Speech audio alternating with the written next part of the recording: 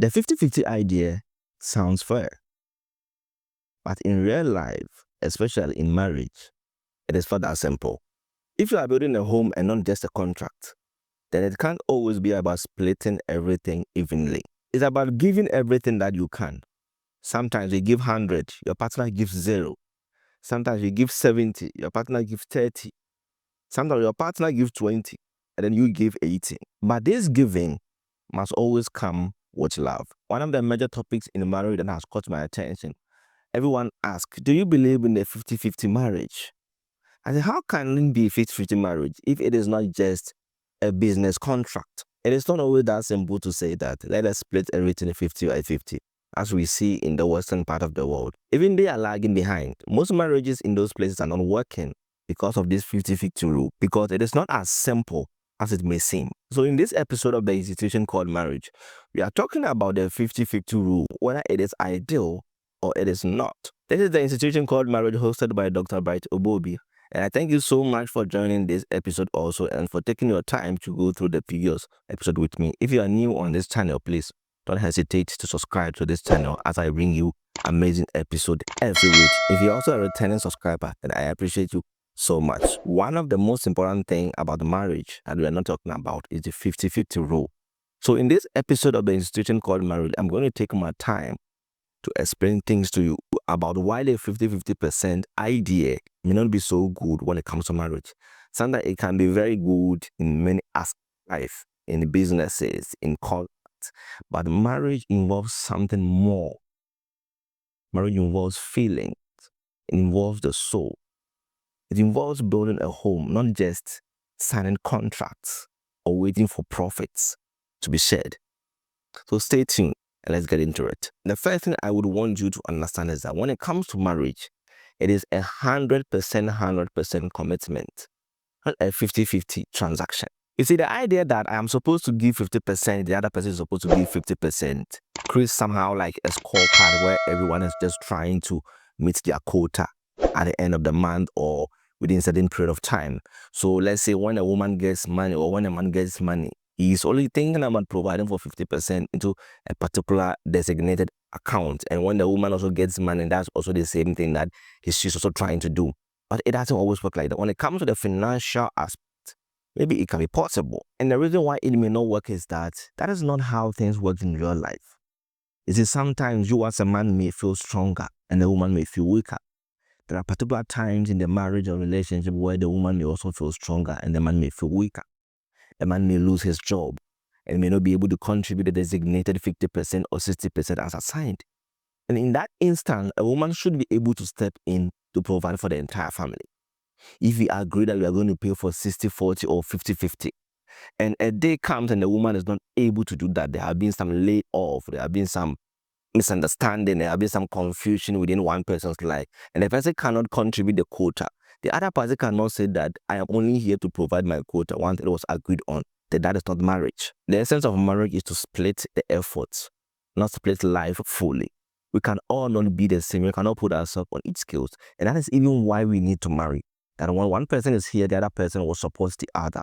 And when one person is down, the other person will support the other person. That is the essence of marriage. We are just bringing our differences, our weaknesses, our strength, come together and see where each one can help the other party. That's why marriage is between a man and a woman. We have different natural traits that complement each other.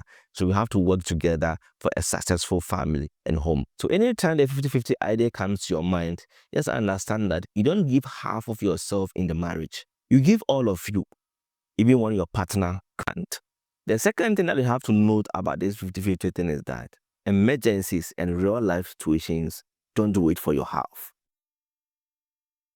It is very unfortunate why some people may think like that it may work. But unforeseen circumstances, things that you cannot predict, that are bound to happen, they don't wait for your half. Supposing you are waiting to contribute your 50% and there's an emergency and the other party is not there to contribute theirs, or you were not even there, they contributed theirs.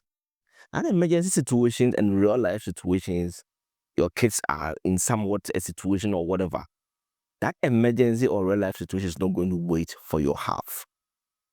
It is not as simple as that. When your partner is sick, broke, grieving, or emotionally drained, at that time, he wouldn't be able to say that, well, I have done my 50% already. He cannot say that. That would not even make sense in the concept of marriage. In crisis, love asks for all. A 50-50 idea will make you rigid and not compassionate when it comes to all these things. Because at the emergency, you don't tell your partner that I have already contributed my 50% or my quota, so there's nothing I can do anymore. Real life expects you to be more compassionate and flexible. So this is one of the reasons why I do think that the 50-50 rule may not be able to work when it comes to marriage, because you cannot give half help when your partner is in full crisis. That is impossible. Then it is not called marriage. The third thing that I'm going to talk about is that financial plans are very important, but they should be flexible. And financial planning is one of the reasons why many couples agree to do the 50-50% thing, because they believe that everything about marriage is all about finances. Finances is very, very important when it comes to marriage, but it is not everything. So partners in their quest to make plans for their future for unforeseen circumstances decide that, okay, let's give 50%, 50%. I have the month you contribute this amount of money or 50% from your salary or from your income.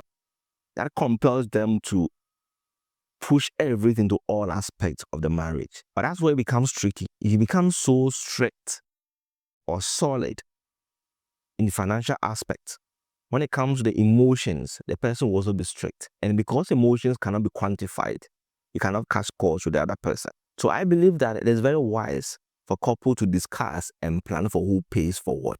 The bills, the rent, the groceries, the children's education, and so on and so forth. But when it comes to marriage, those plans must be open and very adaptable, because income levels change, emergencies arise, and rules sometimes evolve. So when you are so strict about what was decided earlier or planned earlier, and you are not flexible because it is a marriage institution, a lot of things will go wrong in that marriage. Because life is not a business contract. No, it's not. You have to build flexible systems, not fixed formulas. They want to work for you in the marriage. So my advice to you that sit down with your partner regularly and review your financial plans together. You don't only do that at the start of the marriage and decide that, oh, this person is the man, so he's paying for that. This person is the woman, so she's also taking care of that. As time goes on or as the marriage evolves, look at the change that has occurred when it comes to income level, the emergencies, the situation, the role that have evolved, and then make adjustments accordingly. The fourth thing I'm going to talk about is that men are naturally providers, but women are powerful support system. Men are naturally wired as providers. Every man on this earth understands that his responsibility or duty is to provide. They do it with joy. They do it with a sense of purpose. They don't argue about it. But they get tired or they get stressed when they feel that they're not getting the support that they need to provide. In these modern times, women are also taking up roles. They're also working in bigger organizations. And so when it comes to contributing in the home, women can also support in the home too. But in all these things that everyone is providing whatever they can, it must come with mutual respect. You see, women's support when it comes to financial, when it comes to emotional, or any form of support or contribution they are doing, it must never be underestimated. That is a very big mistake that most men do. They think women are not providing anything. Sometimes if they're not providing anything physically, like in cash, men think that, oh, that is not enough. But sometimes emotional support or emotional contribution may be far greater than the financial support the man is also giving. But like I said, it all should be rooted in mutual respect. Everyone should understand that whatever contribution this party is making could be their 100%. Maybe my $50,000 every month could even be 20% of the marriage. But the woman's emotional support, nurturing the home, keeping the home clean, the home management, nurturing the kids and everything could even be 80%. But I did not think that maybe I took 80% out of my salary to put in our bank account. That didn't mean that I have contributed 80% in the marriage. It doesn't work like that. So you have to remember that it is not about who does more, but what each one of you brings in the marriage. The last thing I'm going to talk about under this topic is the dangers of cutting scores in marriage. The truth is that when you start cutting scores with the 50-50% rule, 30-40, 70-30, whatever, you start comparing, you start measuring, And more importantly, you start resenting. You start making complaints like, I paid for this, you didn't pay for that. I did this, you didn't do that. I am the one who is always doing this, you're not doing anything. Mine is deeper or heavier than yours. Yours is just as simple and weak. And all of that, it creates a whole lot of misunderstanding and conflicts in marriage. And the moment any of the couple does that in marriage, it erodes love. It kills affection. People start having resentment in marriage.